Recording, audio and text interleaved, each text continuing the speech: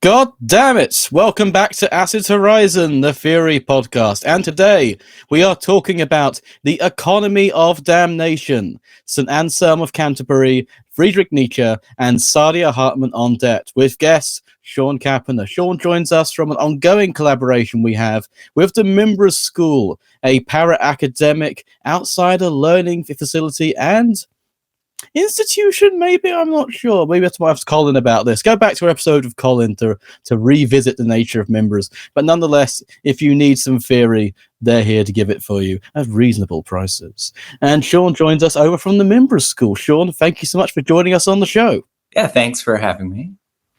So today we're going to talk about this idea of damnation and how it relates to for going from theological concepts to political concepts and economic concepts. So just to start off, how did you get into this topic? And of course, we read one of your upcoming papers for this on the fall of angels, economic theology after the Middle Passage. Can you sort of tell us where this work came from? And also the wider work you're doing with Mimbres too, because of course, this is one of the texts you're going to be reading as part of your History of Damnation course. Yeah. So for me, this has been kind of a running... This is part of a project that I that got off the ground in like 2011, 2012, really around Occupy initially, actually. And then I sort of realized I didn't have the resources to actually figure out the answers to my questions at the time. So it's been on the back burner and is sort of coming back into focus now. And at the time, so I was involved a bit in Occupy Los Angeles, as I'm sure your viewers are aware. One of the kind of things going on with Occupy was that it heavily inflected its critiques of capitalism through a critique of debt, very specifically. This idea that the kind of fundamental sort of power relations, contradictions, whatever you want to call them, really have to do with the debt relationship, at least in contemporary. The contemporary situation. And really, so this sort of emerged out of two things. One was kind of a sense that there was something obviously right about that framing, but something about that framing that kept hitting a wall. And for people who were around Occupy, or people who have been around organizing contexts that sort of sprang out of it, one of the obvious ways that hit a wall was around questions of race, right? It's very easy to set up a framing of a question about the politics of debt that ends up being sort of like, oh, well, creditors bad, debtors good, and all debtors are the same. And this both isn't actually what we saw on the ground, and the fact that we didn't see this on the ground meant that trying to tackle, say, questions about how do you defend against foreclosures? How do you do things like this? Really didn't jive well with people who were really kind of encountering their own debt as a credit opportunity. The things debt did not mean the same things to all people who held it. So partly there's a live political question, and then partly, like all religious studies scholars I know, I got deeply fucked up by religion at some point in my past. I grew up in a very conservative evangelical sort of social context, and I like to joke that scholars of Christianity are almost universally people who got fucked up by Christianity at some point, whereas scholars of Islam are almost universally people who got fucked up by Christianity at some point. And scholars of Judaism are almost universally people who got fucked up by Christianity at some point. So I needed to figure out what was going on with that. And as someone with a background in that, I couldn't look away from the fact that these seemed to be the same question. That the language of Christianity really is just the language of debt. So eventually,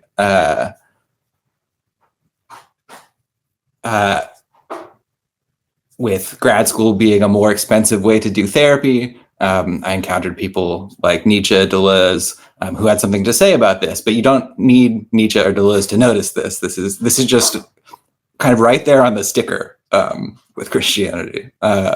So there's this question about, there are these two questions, and are they the same question? And how are they the same question, if so? And why? Why do these two things keep inflecting one another? And so that's sort of the origins of the project. I mean, so let's get into it, because the main sort of theological aspect you're tackling here is the theory of atonement. Essentially, the theory of what does Jesus' death somehow achieve. And looking at Anselm is coming in with his own theory of atonement, goes against a Ransom theory of atonement, and basically brings in a new way of thinking about the debt humans have to their creator, but also just the literal economy in terms of where the term comes from, the management of the house, management of the house of creation itself. How does Anselm bring forth a new theory of debt in a theory of atonement, and what's he responding to when he's doing this? Right. So this is there's a kind of classic way of sort of dividing up the field of the history of Christian atonement theories, which is in a lot of ways, best said as kind of the theory of why did we need a Jesus in the first place, right? Why do you need something like a God man, which is literally the title of the book, right? Why a God man? What makes that necessary? What's the problem to which a Jesus is an answer? And from more or less Paul, the answer to that question seems to be debt and slavery. In some way, we are in debt, and in some way, our debt has enslaved us to our sin. The question is how. And so, as you note, Anselm is responding to what for several hundred years was sort of the dominant way of attempting to square this circle, which is what's called a ransom theory of atonement, which basically says, okay, what's the problem that Jesus solves? Well, the problem is that you are in debt to a creditor, and that creditor is the devil. The devil loaned you something. That something is his authority, sin, and by taking it, you accepted something that you actually couldn't pay for. And since you couldn't make the payments, now you're stuck. And in Roman law, there's this phenomenon called addiction, which is actually where we get the word addiction today. Our medical discourse around addiction is a debt metaphor, all the way down, which has its own kind of interesting connotations. The thing, what an addict is it's someone who's been handed over, addict, like literally handed to someone else by a legal judgment. So what's going on here is that you're in debt to a creditor and you can't make your payments, and the creditor takes you to the judge, and the judge says, okay, well, if you can't pay him, and if you don't have enough wealth that the creditor can take it out of your estate, the creditor can take it out of you by taking you. So this is the most, to listeners who aren't familiar with kind of the ins and outs of ancient Roman law, this is probably most similar in modernity to what you'd think of as like indentured servitude, right? This is important because it's both is and is conceived of as a form of slavery, but it's a term-limited form of slavery, right? There's addiction is both in some way your fault, but is also in some way sort of the creditor's fault, which gets into some of the moral questions around addiction, and the way it actually ends up getting outlawed in the Middle Ages. But so you owe the devil, you can't pay the devil seizes you as collateral, and you need to get out. But how do you get out?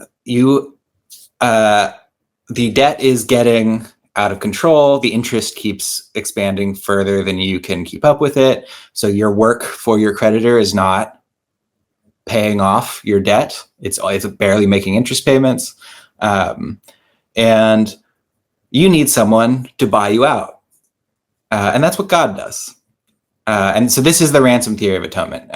It's a ransom in the sense that someone literally buys you out from a captor. And the coin they use to do it is Jesus. Jesus works for this because in the ransom theory, not Anselm's theory, because essentially Jesus is of infinite value because he's both God and man. So he's worth more than any guy. But he's also not owed to the devil. So he's not already part of the devil's debt. Now, the trick with the ransom theory of atonement and what makes it super weird is that it involves saying that God essentially deceives the devil. So God doesn't just pay the ransom and thus kind of get you off the hook. Because if he tried to do that, the devil wouldn't accept the payment because the devil wants you.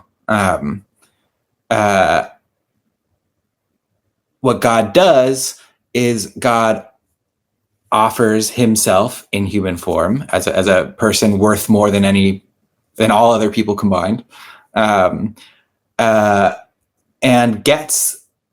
basically gets the devil to overstep his authority and claim this payment that isn't his to claim. And by doing so, the devil more or less accidentally breaks the terms of the original agreement. So there's a kind of trickster element to this story that by the early Middle Ages, Anselm is 11th century. I think he writes Cur Deus Homo or Why a God Man in 1094 or something, 1093. I'm sure I say something. I'm sure I say an exact date in the paper, but it's 10 somethings. This seems to be one of the main elements of the story that Christians are uncomfortable with, because it makes God a liar. And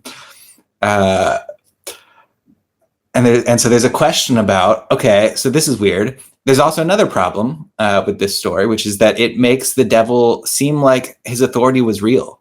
It makes him sort of a legitimate competitor to God. So Anselm comes along and goes like, okay, that can't be what's going on. For both these reasons. These make God into something that it would be bad for God to be, and these make the devil into something that it would be bad for the devil to be. So what does he do? He says, okay, let's not think about this as debt slavery. Let's not think about this as addiction. Let's think about this as manorial servitude. So the legal terminology he uses kind of swaps back and forth between what we think of as like serfdom, where you're tied to the land, you're indebted to the land, and so you owe rent to a landlord who you also are partly the property of, because you are part of the landlord's estate and you get sold with the estate. And partly kind of more classical models of slavery. So not debt slavery with this kind of term limited. There are things you can't do to a debt slave that you can do to a more traditional slave, because in theory you have to hand the debt slave back. A debt slave is like a rented person in a certain kind of sense, rather than an owned person. You have temporary ownership, and having temporary ownership means you have to be able to hand your property back at the end of the rental period, in a way that's just not true of more traditional forms of slavery. So he's like, okay, no, we're not debt slaves exactly. We do owe debt because part of manorial rent is a debt. You owe the rent, and we're behind on that. But where these manorial slaves are serfs, and that means that who is our creditor? It's not the devil. That's not the problem. You owe God. The problem is that you're behind on your payments, and one of the other slaves on the estate convinced you to run off with him, that other slave being the devil. And in so doing, you stole yourself. So you are stolen property, and you're withholding rent. And that means just like before, that you have a debt that you can never repay. Because even if you started paying tomorrow, so you return yourself to your owner and start making payments again on your creditor, the problem is that you owe your creditor everything. So you can never go back in time and pay what you didn't pay before. The interest on that will keep ballooning, and there's nothing you can do. So once again, the solution is a God-man. The solution is a coin in human form with infinite value that can pay your debt. Nietzsche puts this really well, actually. Like he really, I think, gets what's going on in this dynamic. And when Nietzsche talks about Christianity, you really should have Anselm in mind, I think, most of the time. Like that really is, Anselm's model of atonement is sort of Nietzsche's image of like this, what did God do? God pays himself on his own behalf out of love for his debtor. Now, there are some obvious weird things with this because, okay, so if God is the one we owed, why does God need to pay himself? Why can't God just forgive our debts? Why does God need to pay himself with his own money? Like, what is that? And that ends up being the book, right? Like the book ends up being, okay, so we've solved this, the devil has real power problem by making it all God. That's a problem though, because that seems to mean that like God really, like God cares more about satisfying the debt than about us. How do we say that's not what's happening here? And in some sense, like the best way to understand why a God-man is like a several hundred-page book attempting to answer the question of how this doesn't make God bad. Like how is it that God is not like obviously a predatory lender in this situation? So maybe that's the brief spiel about what they're doing. Not so brief at this point.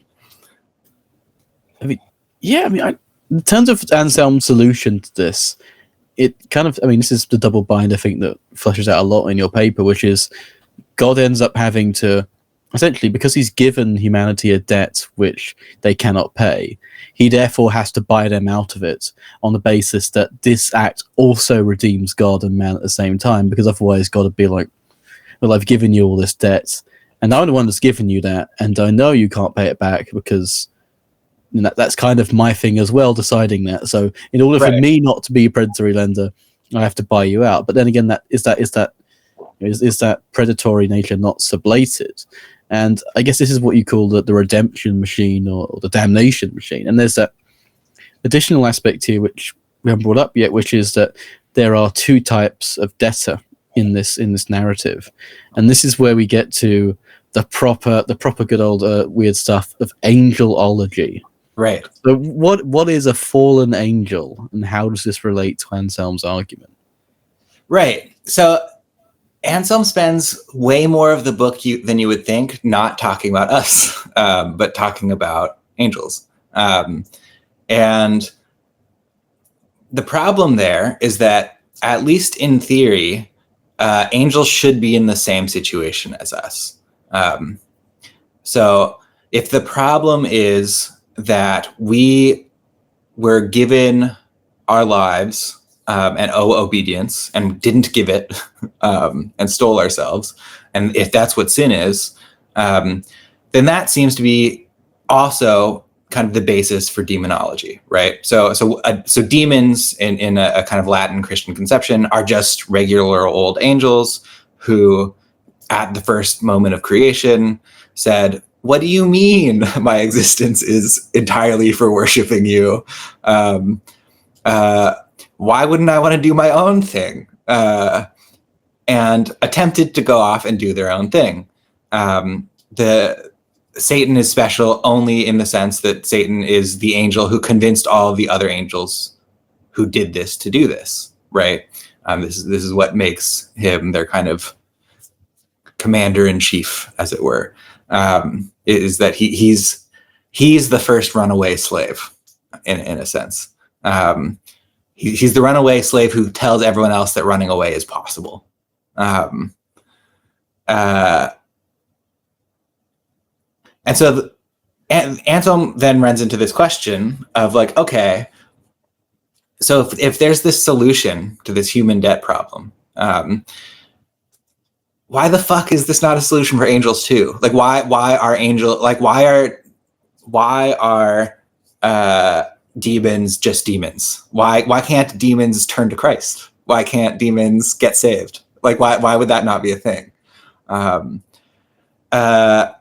to tell that story, Anselm has to tell a story about what exactly the mechanism is that makes one person's payment able to affect a payment for someone else. Why is one person able to pay someone else's debts? And the story Anselm has about this ends up being about kinship. It ends up being this idea that, oh, well, in some sense, debt is all about inheritance. It's all about relationships in which you inherit either money and credit, or you inherit debt. And the reason Jesus can pay for us is Jesus is part of the same family. Jesus is directly related to every one of us because we're all sons and daughters of Adam, if you go back far enough. And so since he's part of the same family tree, his merit can be transferred to other members of the family tree, just like you can inherit and disinherit credit and debt. The problem is angels don't have this. Angels don't reproduce sexually. They don't have family lines. Each one was created unique for its own purpose. So like the kind of technical Latin terminology here is that like humans, angels all share a common natura or nature. So they share common angelness, much like we share a common humanness or humanity. What they don't share is a common genus, a common race, stock, line of descent. Genus is like a really weird loaded word in Latin that can mean a lot of things. But that always kind of carries this connotation of like patrimony, both a quasi-biological sense and in a kind of economic sense at the same time, almost as if those are the same thing. Angels don't have this. They were all created one at a time, like once as their own thing for their own job. They don't have filial relationships to one another. And so they have no way to pass credit, debt, money. They have no economy between them in this specific sense of economy. They have an economy in the sense that they are part of God's household, but not in the sense that they are one another's kin. And so Anselm will say, okay, so to do this, you'd have to have an angel god, much like you have a human god or a god man. You'd have to have a god angel, but even if you did that, it wouldn't work because the god angel would be no angel's family. And so anything that angel did wouldn't reflect on other angels in the way what you do reflects on your family. Because of this, they're in a fundamentally different situation. We are sinners who, if we don't accept the payment made on our behalf, might be damned. They are just damned. There is no coming back from what they've done.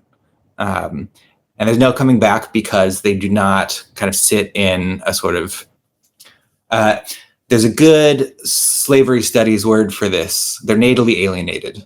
So if anyone's familiar with the work of Orlando Patterson, who's a sociologist of slavery, wrote a book called Slavery and Social Death, in which he argues kind of what's definitive of slavery is this condition that he calls social death.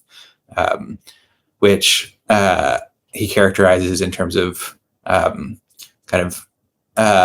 being open to violence for no kind of pretextual reason other than already being socially dead, being generally dishonored, and being what he calls natally alienated. And I kind of read natal alienation as sort of the main ingredient here, because what makes the problem of slavery, as Orlando Patterson sets it up, is this problem of, oh, the only person with legitimate claims on you is your owner, which means that your family's claims on you, your friends' claims on you, like the various other claims someone could make on you, can always be overridden by one person.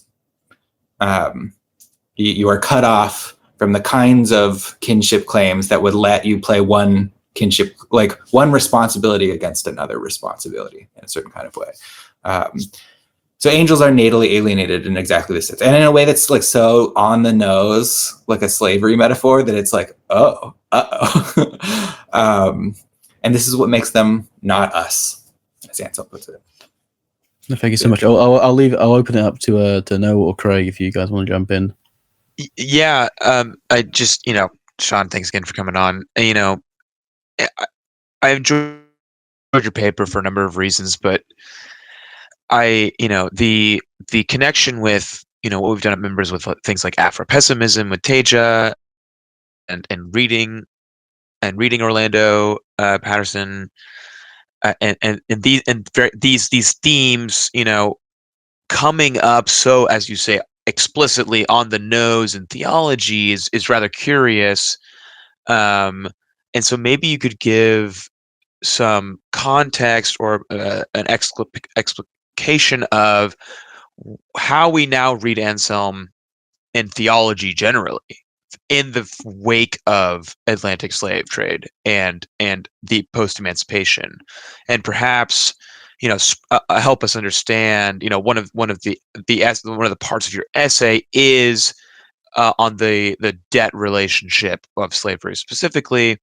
Why are we going to theology now even to discuss these topics, right? Because we've found out that it is just like on the nose and it's like very obvious, but what does this unlock for us? Maybe for Black studies, maybe for you, as you said, on the ground in the movement of dealing with debt and protesting debt and things like that. What are we getting from this, and what is this toolkit doing for us? Yeah, so for me, there's kind of two parts to this. One has to do with sort of why I turn to theology to think about political economic problems more generally, and then what is this kind of specific set of questions about damnation maybe allowing us to unlock. So on a general level, like I kind of think the reason to go to theology to think about these things, and how it makes us read theology differently, has a lot to do with the fact that so there's a level on which this is all very on the nose, and there's a level on which Anselm cannot be talking about Atlantic slavery because it just literally hasn't happened yet, right? That happens later between him and us. And so there's a way in which the kind of anachronism is the point, right? We look at this differently in retrospect. And part of the reason I think to look at this differently in retrospect has to do with what theology is and what economics is, to me, which is to say that in some sense what they both are is legitimation narratives. In some sense what they both are is a story about why is the fact that things are the way they are, if not good, at least unavoidable and inevitable. Why? So it's not just why are things the way they are in kind of like a how did they come to be this way sense, but why are things the way they are in a you wouldn't even want them to be different sense. That in some sense that's the central question at stake in both disciplines, right? And in some ways that's not a historical. I think that's not entirely a historical accident. There's a reason that there's this whole kind of history of talking about theology as economy that then has these parallels with talking about economics as economy that have to do with this question of what an economy even is, and how it is that the state of affairs around us gets justified. So one of the things I say in the paper that's really kind of clarified this for me is so people who have kind of been around the block of like, oh, I've seen all these kind of I'm not the first person to do theology and economic stuff. This is kind of a well-worn thing. There's a whole kind of 2000s cottage industry around like economics. It means the management of the household, and that's the Trinity, right? Giorgio Agamben did like a bunch of stuff on this, like Marie-José Monzan. But the trick is, it doesn't just mean the management of the household in Greek. It means the distributive law of the household, and part of what distributive law means is not the distribution of goods and services among people in the household, but the distribution of people in the household, or the distribution of positions in the household. In other words, so you read Aristotle's Politics, and the first book is about economics, and he's like, economics is, the organization of the house. And what does that all end up being about? It's not about there's some stuff about money and buying and selling, but the stuff about money and buying and selling is said in order to say like, oh, like this is a story about why it is that there are women, slaves, children, and men, and they all have a different reason for being in the household, and they belong where they are. Like that, in some ways, that's the argument of book one. Like all the stuff about money and Aristotle's economic theories is a way of getting to that. Why are people where they are in a social order? Why do they belong where they are in a social order? And so there's a sense in which that's what economics is, and that's also what theology is. And there's a way in which looking at theology, now that theology is not kind of the lingua franca for justification in our society, like it is among the communities for whom the theology is still alive, but those are not for us in, I think you guys are mostly in the US, I'm in Canada. In theory, like Christian theology is not the theory of our state, right? But the very fact that it's not means that you can look at it saying the quiet part loud and then go and look at the quiet part and go like, oh, these two things are saying the same thing. Oops. And allows you to look at things like economics as doing theology, not in the sense of like, not just in the sense of like talking about God, but in the sense of saying, why is it that the world cannot be otherwise than it is? Why is it that you shouldn't even want the world to be otherwise than it is? You can see that in a certain way when you put these two things next to each other. So that's the answer to the more general question. To the more specific question of the Damnation project, this does kind of relate to these questions around slavery, kind of what's different about the capitalism that emerges from slavery than about the way legitimation may have worked in societies like Anselm's own, where the angels are just metaphors as opposed to people we actually damned. There's a way in which it can say that, and we can't say it to ourselves because we can only talk in euphemisms. There's something about the way in which looking to theology, which doesn't have to speak in euphemisms because it isn't talking about sort of people on the ground, lets you see what is being said in the euphemisms, if that makes sense. Great. Sean, thank you for coming on the show. I have to admit, I have not read your paper. I'm actually kind of pinch hitting on this episode. And Adam told me to approach it like I'm Larry King. I know nothing. I'm coming in. I'm just asking questions. But fortunately, I think I'm fluent enough in Nietzsche and Deleuze to, maybe make an important connection here. Though the one thing that I find most interesting about this conversation so far is the idea, and this wasn't said explicitly, but the idea that theology is somehow either submerged or obfuscated within the economy that we have. And recently, some comments made by the Pope about the nature of hell came to interest me. And in fact, online, somebody had made a sort of creative misreading of it. And if folks don't remember, Pope Francis in 2024 said, I like to think of hell as empty, right? And the sort of, and I think what he meant is that nobody's in hell yet. But I think the more terrifying prospect is that there's nothing in hell at all whatsoever.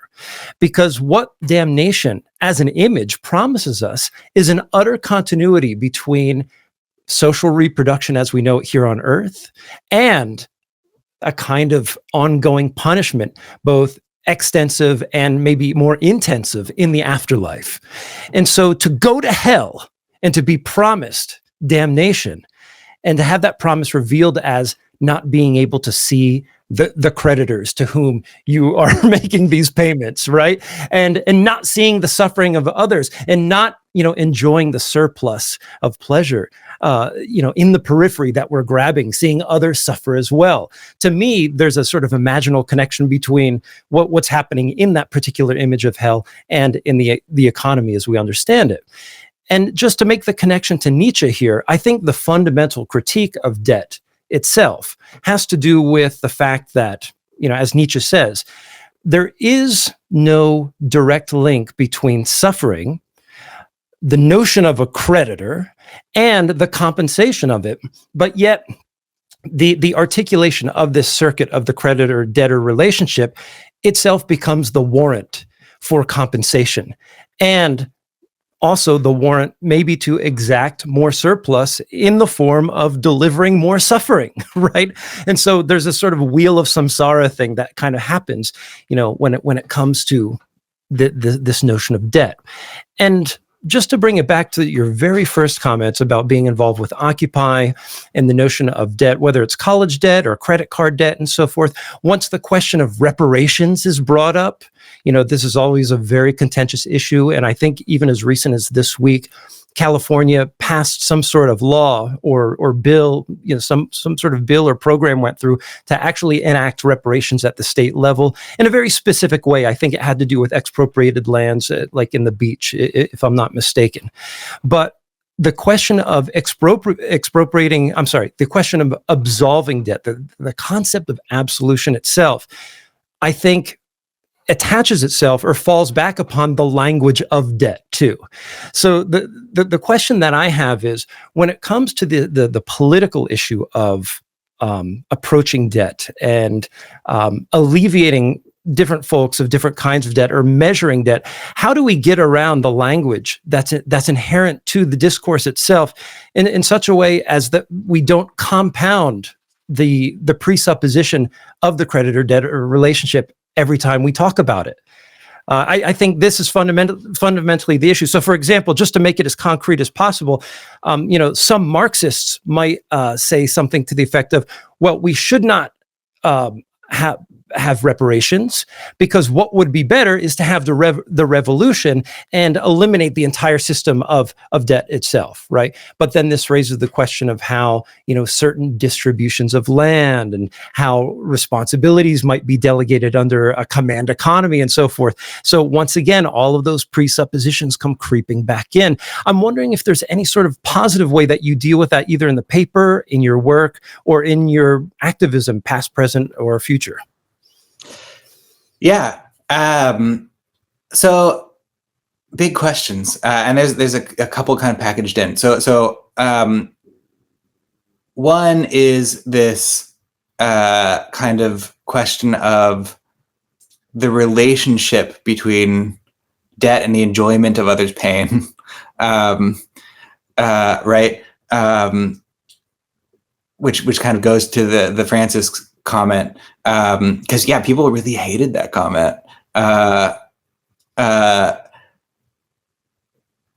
which was and it was interesting to see who, because there's this. So one of the interesting things, I don't think Anselm says this, but something you see in like Aquinas and Dante, is this idea that like one of the chief pleasures of heaven is that you get to watch hell.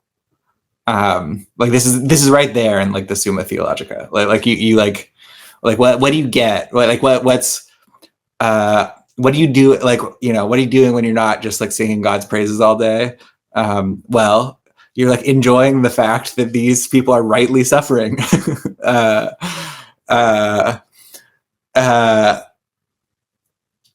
And so there's something about that's like so kind of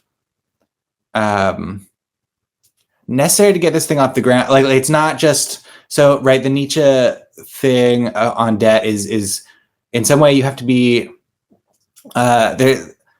Somehow there's this connection between this idea of kind of suffering and compensation, but to be able to make someone else able to compensate, there's this question of how do you make someone have to remember what they did to you? And how would you do that if you didn't enjoy doing it? And like, there's a whole thing. So one of the things, I think one of the ways in which I'm a pessimist is I don't think there is like a being together that doesn't do that. Like I don't think there is human society. I have yet to encounter a human society that doesn't work on the logic of debt. If you find one, let me know. That would be like, I would love to. I would love to see how they do. I've yet to see it. And so that isn't even so trying to get out of the language of debt isn't even really my thing. Like I think it's interesting that we are so. I think it says something about the structure of the legitimation narratives that we're surrounded by, that we think that we can only hear debt and see the particular apparatus of debt that we're enmeshed in. That there aren't that there is no because like you whether or not you mean this in like I actually think this or in like a just playing with the character for a second thing, I do want to see my fucking creditors in hell. Like I do. I just do. And I'm unapologetic about that, actually. Like, fuck those guys. Like, fuck federal student loans. Like, I don't get the fuck out of here. Like fuck, like these mortgage lenders. Like, I don't. 27% interest rates on credit cards. Yeah, like no, I don't want to see like I'm in fact not invested in like the world in which we all forget our debts to one another. I want them to fucking remember what they did. The question to me is, how do you think about what a structure of debt that wouldn't look like ours would look like, in a way that, like, I think trying to get out of the logic of debt actually doesn't help you do, because then that it actually makes it harder to think about what that would mean. Which is why I find thinking about slavery so helpful. Because what's the problem of like there's a way in which the problem of the slave in a nutshell is this problem of what does it mean to make someone so embody debt in their very being that they have no recourse, that there is no possible upside for them. There's a way in which that question is a live political question that you see running through things like the 2008 financial crisis, where like, what's going on with those mortgages? Oh, those are like investors like turning some people into attempting to turn some people into permanent long-term income streams for themselves, and then like failing. Oops. But then setting things up such that it's those people who bear the consequences of that failure, not them. So to me, the questions about how you get out of that aren't so much questions about how do you get out of the logic of debt. They're questions of how do you set things up in such a way that no one has no one they can't play. No one doesn't have other claims on themselves that they can't play off against the claims on themselves that they would really prefer not to be engulfed by. How do you make it impossible to become like a slave? Because that is not the world we live in. It is not impossible in the world we live in to become like a slave. And this to me is like the kind of central lesson of contemporary Black studies. Like this is why, if you want to understand capitalism, you go to Black studies. It's not just because like, oh, you need to understand reparations and stuff. Like that matters. But the question is, there's something about the mechanics of that someone like Saidiya Hartman is really turned on to and can kind of flesh out, oh, there's something other than just there are creditors and there are debtors here. There's a way in which credit is an opportunity for some people, and it's like a saddling with something they will never be able to repay for others, and that has something structural at stake that's not just debt or not debt.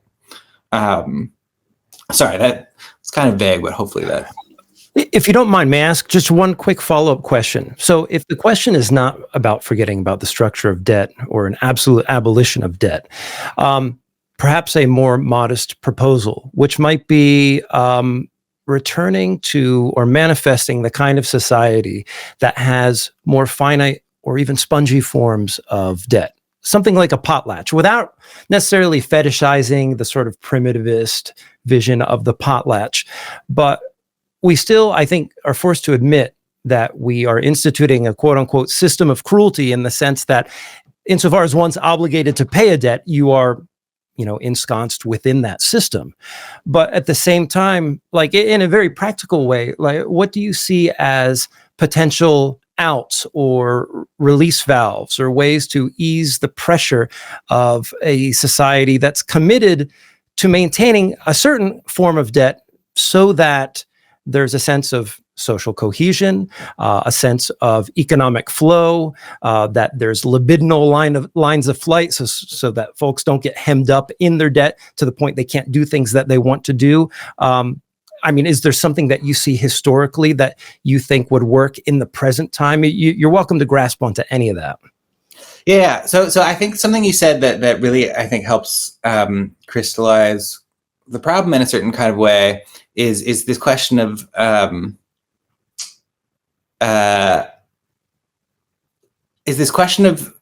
finitude, which you connected kind of very briefly, like glancingly in a way that I wasn't sure how deliberate this was, to this question of like being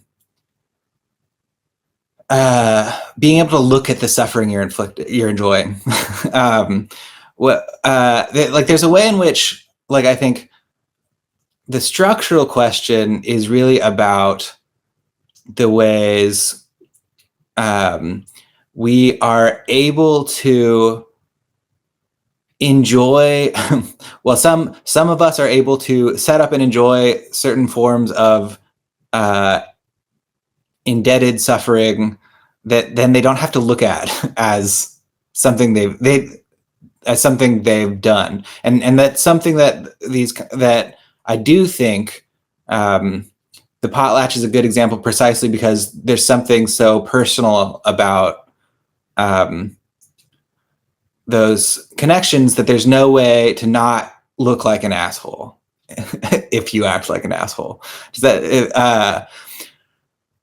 So the questions are, how do you so the questions are about like, how do you set things up such that this is like, such that one is forced to be responsible. So I think like I've been thinking a lot about the two ways I want to kind of think about this in the future, and this is sort of like an ongoing next set of questions for me, have been thinking a lot about Islamic finance, which is sort of predicated on very different questions than Christian like financial ethics are, because a lot of kind of the history of Islamic finance is stuff around how do you design a contract in such a way that your upside is always matched by your downside. Like how do you set up like relationships between people such that it's in some sense illegal to saddle other people with your risks?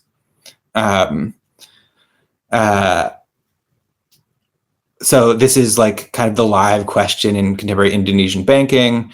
I'm not saying that to say that they've figured it out, but I do think it's like something like the right question.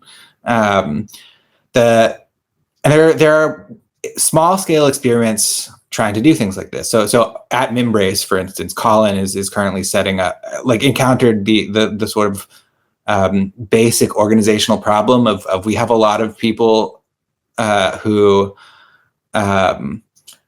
need affordable housing and would really rather not be like enriching like a landlord to do that, but also can't buy housing in the current housing market.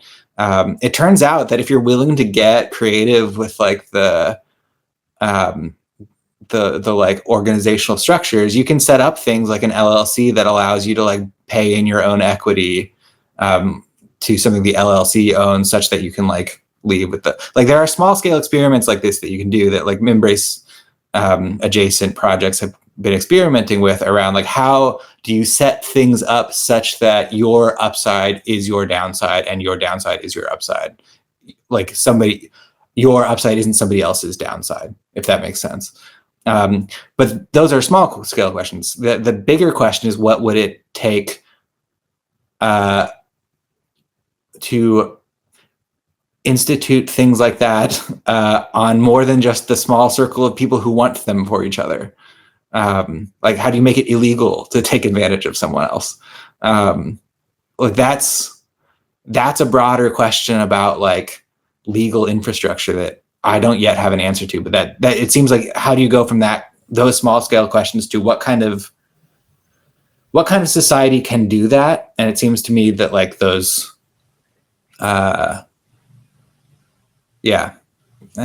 this is trailing off at this point, but hopefully. Well, no, it's all right. I mean, if I could actually, it's one thing I wanted to pick up on just recently, because of course, as you're talking about contemporary Black studies, I mean, so many more recent texts have focused on exactly this notion of debt, particularly, for example, Denise Ferrer da Silva's Unpayable Debt came out a couple of years back. But some people you mainly draw upon, you draw, of course, on. Can anyone hear that motorcycle? Sorry, Craig. No, it's fine. Right. It's Nietzsche showing up. There we go. One of the main influences you have in this paper is Saidiya Hartman and her book Scenes of Subjection. And if anything, it seems a little bit like a shift away from sort of a post-salvation. If you're going to take it theologically post-salvation, if you want to take it historically post-slavery, in what she calls the afterlives of slavery, in which it seems your description there's a similar double bind in that the American state, in the way, purchases, quote unquote. This is in their own narrative, of course. It's all narrative, as you're saying. The freedom of its enslaved people, and then in doing so, attempts to redeem itself, and then imposes on a new category of unpayable debt, which is in the eyes of the criminal justice system, tends more towards a, like, for example, like fallenness in the sense of criminal liability and the like, in which case slavery is then reimposed. Just to remind all of our non-American, this is that the 13th Amendment did not outlaw slavery. It says, unless you're in prison. That one little caveat, I got the first time I read that, I was like, well, that explains everything. But just, yeah, so how can you just explain a bit more sort of how this work from Saidiya Hartman on debt feeds into shifting the terrain from the theological to the political, and also maybe how that feeds into not only the wider course you're doing, but also the experiences of different kinds of debt meaning different things, different people, the experience in terms of some of the questions around race that happened during the Occupy movement. Yeah, so this, so Hartman kind of, which is funny. So Hartman, something people often miss is that chapter 5 of Scenes of Subjection is all about this kind of question of like post-emancipation, what were people emancipated into, and her answer is indebted servitude. And what she means by that is like, oh, well, if the kind of national story is that we freed our slaves, then the slaves now owe us their freedom, and need to demonstrate that they're capable of it. And there's no way to be done demonstrating that is part of the problem. Once you've said that it's not a given, it's a thing you need to show that you're ready for. There is no being done showing that you're ready for it. And she links this to this kind of question of criminality, which raises this set of questions about like, what does it mean? So if there's this kind of Nietzschean link between the idea of debt and the idea of responsibility, this idea that like, what it means to be morally responsible is in some way to be able to pay what one owes, to be able to remember what one owes and pay what one owes. What does it mean to be in a position where you are continually on the hook to demonstrate that you can do that, such that any failure demonstrates that you can't, and any success at best demonstrates that you're like on the way. So there's a kind of double bind there. And it's a political double bind in the sense of kind of like the legitimation narrative of the modern American state, post-emancipation.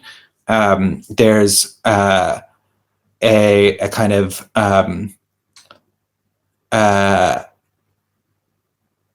economic bind there because it means that anything, because it's a question of accounting, it's a question of who owes what for who, such that like this is why in some way this is why reparations is such a thorny question in the US, is because it's not, in fact, it would be a real problem for the national narrative if we owed the formerly enslaved for slavery as opposed to them owing us for freeing them.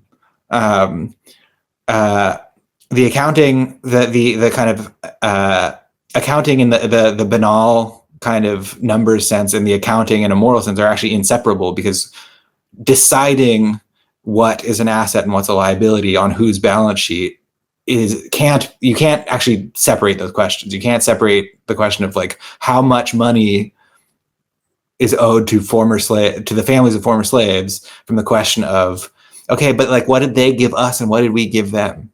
And that's a story question. There's no separating those questions. So in some ways, this is kind of the next thing for the Damnation project as a project, is this question of like, okay, what is that as a structure? Like if that is a specific form of structure around debt, and that more or less is the structure I'm calling damnation. This structure, this kind of this position in a system of judgment in which only the bad that you do is something you can be counted responsible for, and the good that you do is always attributable to someone else,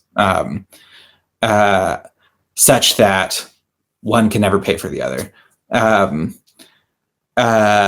There's a way in which that's the problem of the angels. That's also in some ways the problem of the slave. And Hartman kind of shows us that's also the post-emancipation problem of Blackness in the Americas, potentially globally.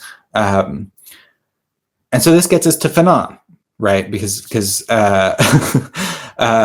throughout his work, one of the only kind of consistent through lines is this idea, is the language of damnation, right? Like one of the only things that kind of travels from black skin, white masks to what's translated as wretched of the earth, but in French is the damned of the earth, is this idea that, as he puts it in The Damned of the Earth, the history is the history of men damned by other men.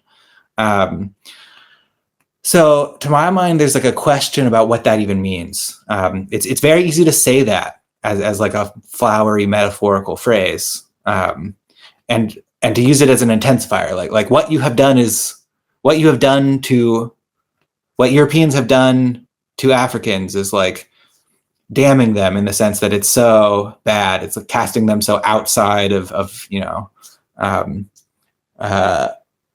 political equality or whatever. But I think something more specific than that is going on in that language, because that double bind is all over Fanon's work as well. Like that double bind problem of like,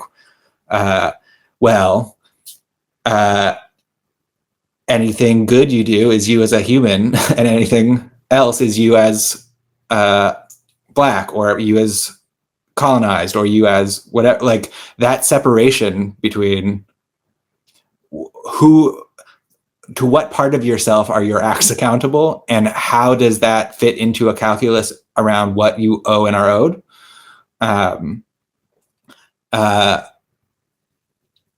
That is all over Fanon's work in a way that's like, nah, there's something more specific about that language of damnation going on there, than just like, oh, you really fucked us over, which you did. We did. That's what happened. But the question is how, what shape does that take? And there's a way in which, if you can, my suspicion is that if you can figure out what's specific about that as a kind of problem of moral accounting, then the political and economic calculus changes too, in terms of what it would mean to respond to it.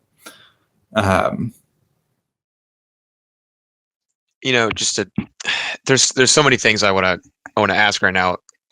One, on the one hand is, the inseparability of moral accounting and actual accounting,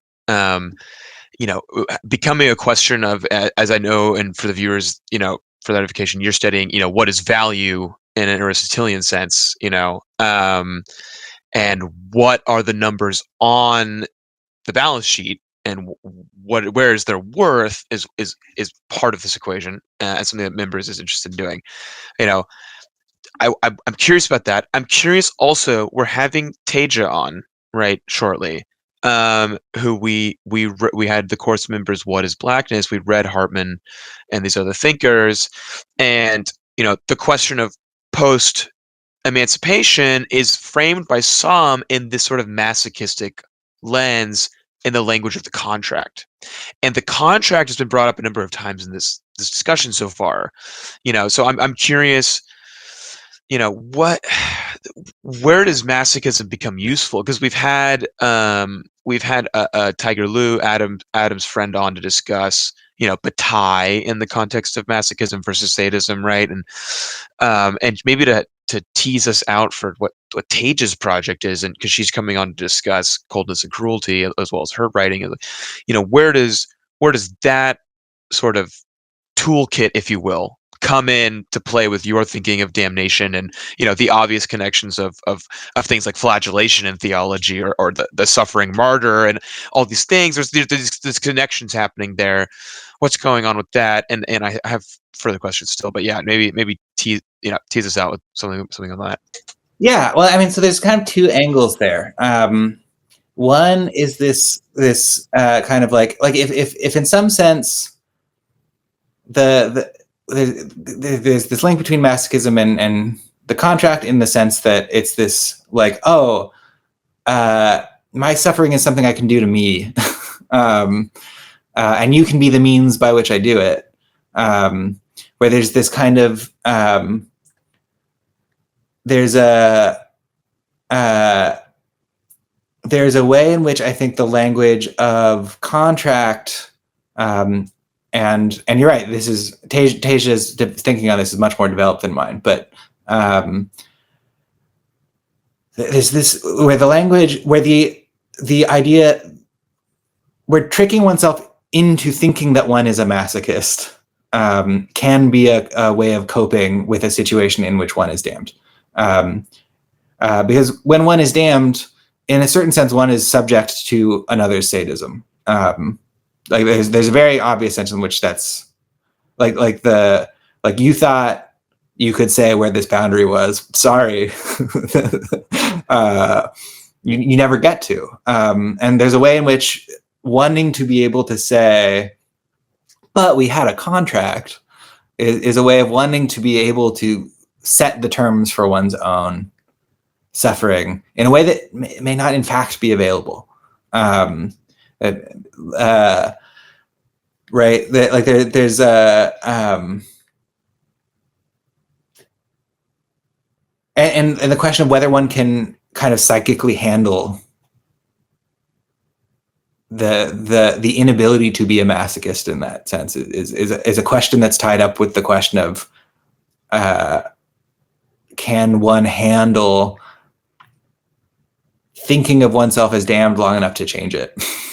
Because there's a way in which it's complicated, because it's not. I think it would be wrong to say that it's as simple as there is a psychic economy around the idea that things are getting better for Black people that is masochistic, because that would assume that it is in fact, that would assume a level of ability to self-inflict that is not in fact perhaps what's at stake. So the idea that one has a masochistic relationship to oneself might be an available form of self-soothing. Not only, I refrain from psychoanalyzing Black people. That's Tasia. Tasia gets to do that. I'm not going to do it. But is very visible in like ally spaces, right? This idea that like, oh no, like America, like in some sense, this is the reparations. This is my pessimism about the reparations conversation. Is like why is reparations the thing you want to talk about here, as opposed to like structurally making something like this impossible, whether we call that revolution or whether we call that reform. I'm sort of agnostic on the revolution reform question. Like if we could get a revolution, that'd be great. The question would be then, what do we make with it?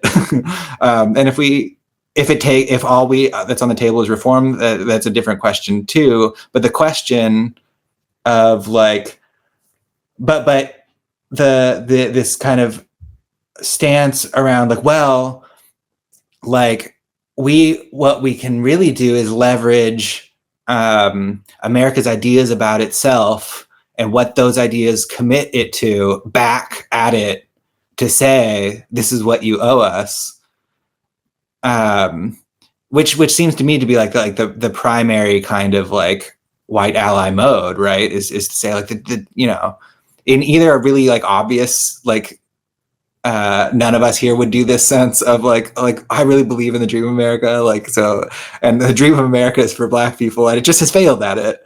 Like there's a really obvious way that's like, what are you talking about? Like that's cope. That's the biggest cope, and it's a cope that's connected to the idea that one can imagine oneself a masochist. One can imagine oneself to be in control of one's suffering, such that one could call in the contract, and that the contract is there when maybe it's not.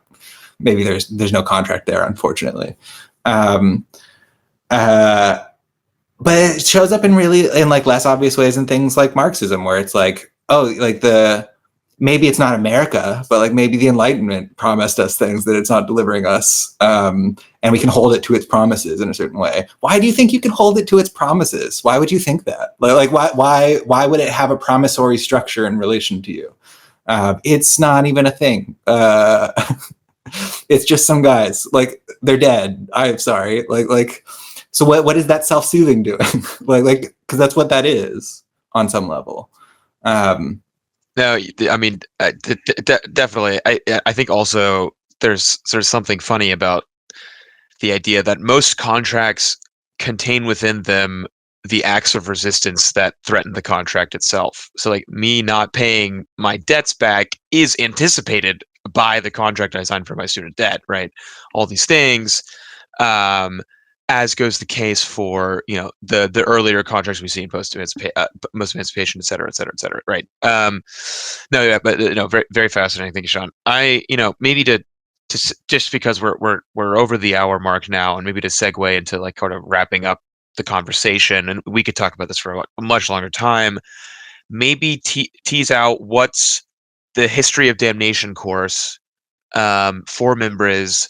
How does it fit into the problem space for Mimbres? I know you've mentioned kind of Colin's thinking on things, but how does history of damnation, thinking of the larger Mimbres project, what of this conversation is in the course? What are we to discuss further?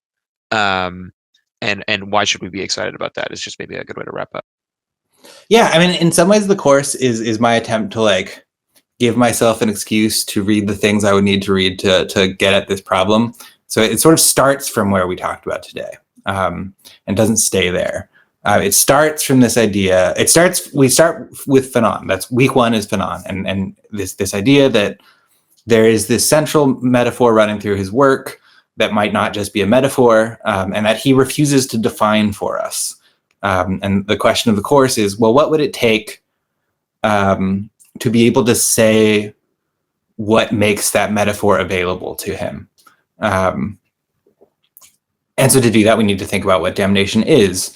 So from Fanon, we then jump kind of back in time to Roman law and Indo-European linguistics, to think about sacrifice, the gift, and damages, which are kind of the three places that the vocabulary of damnation comes from. It's legal vocabulary before it's theological vocabulary, and it's ritual vocabulary before it's legal vocabulary. So you might want to call that theological, although it's not Christian yet, obviously.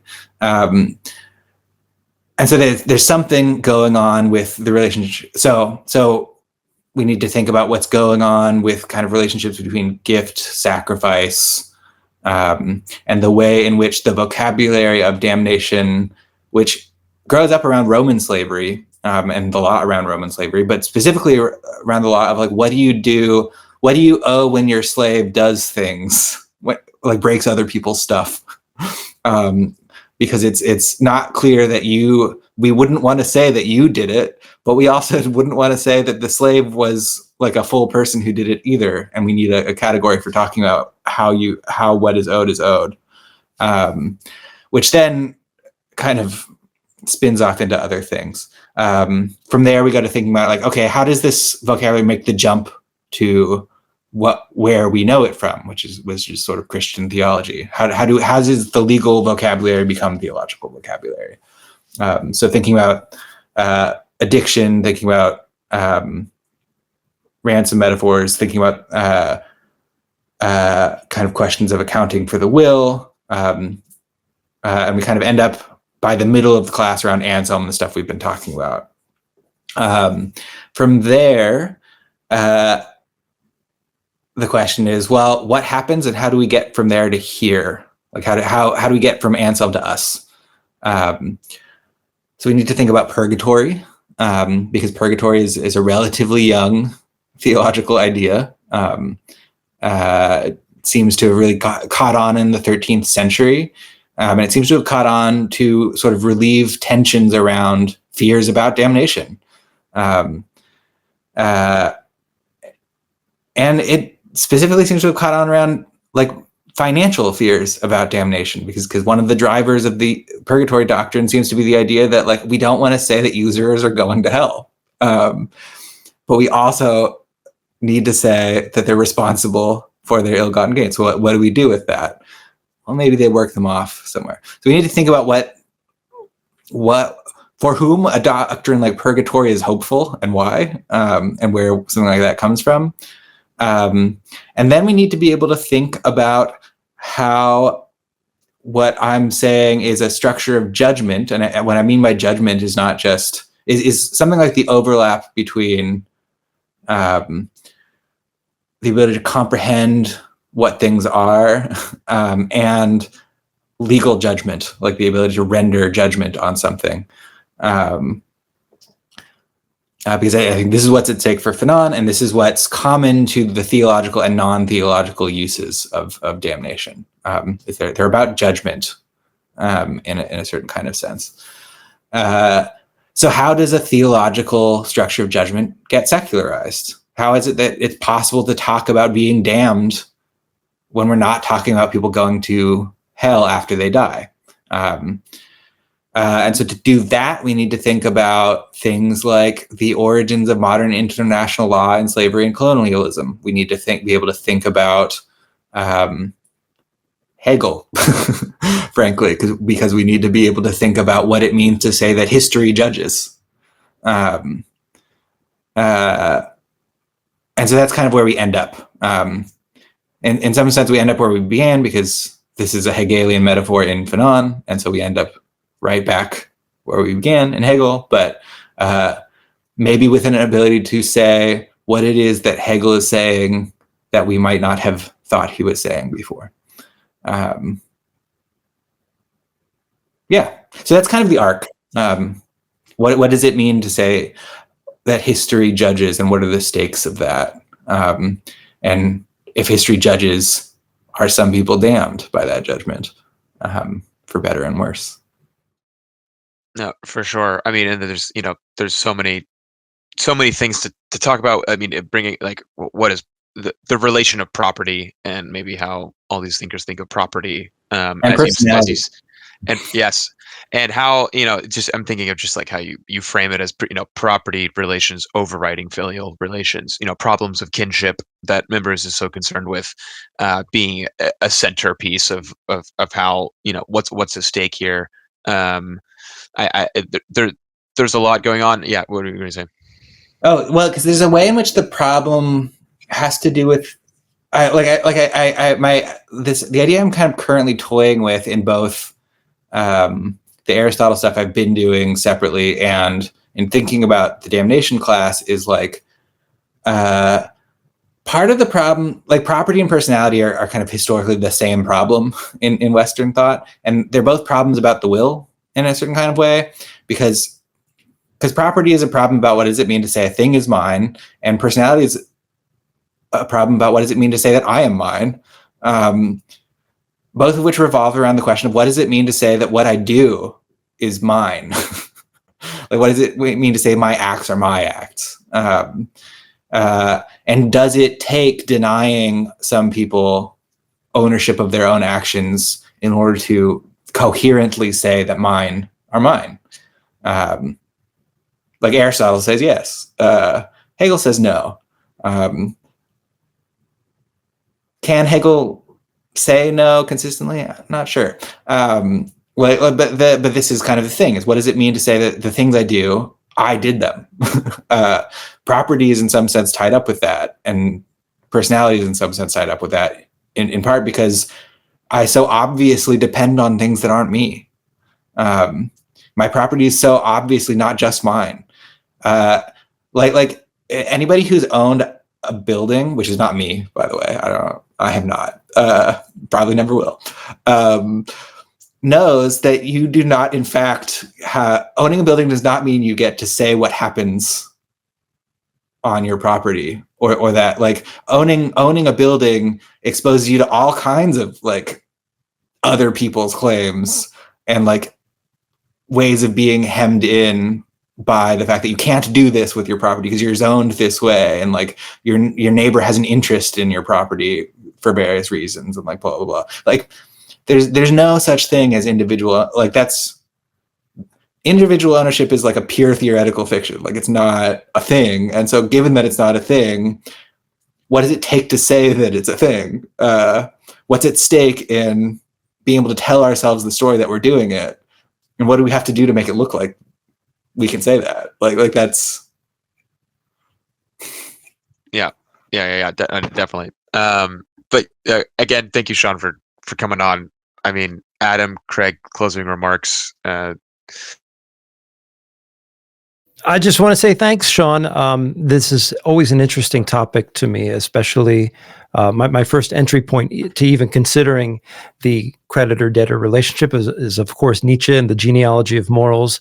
And I think the research that you're touching upon is really the very essence of the prospect of envisioning a new society, insofar as that we think that's an important political project, post-revolution or in the now. So yeah, definitely a lot of food for thought here, and I love the connection to Damnation. Yeah, I mean, I think I speak for us here when we say, God damn Hegel. We can't live with him, can't live without him. And so yeah, Sean, thanks for coming on. Thanks for writing this paper, of course, and hopefully we can link some of your work in description. Of course, the work of Mimbres School, and of course, coming around March, I believe we are having. We're having Tyja Mars McDougall on to talk about her own work in Black Studies, particularly linked up with coldness and cruelty, the idea of contract, and the return to, of course, the work of Leopold von Sacher-Masoch and Gilles Deleuze. And on that note, I'd like to say, Sean, thanks again for coming on, and we'll catch everyone later.